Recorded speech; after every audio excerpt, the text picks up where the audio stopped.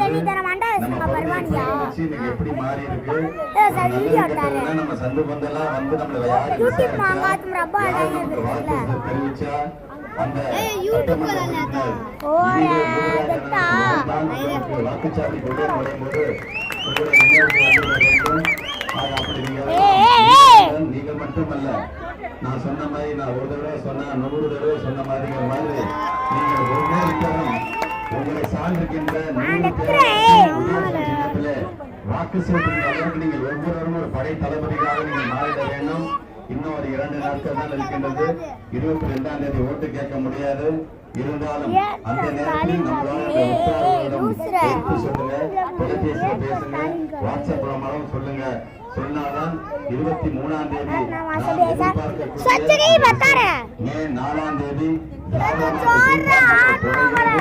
நம்முடைய திருச்சி கிழக்கை மீண்டும் உதயசூரியன் கைப்பற்றிய வேண்டும் என்று உங்களெல்லாம் அன்போடு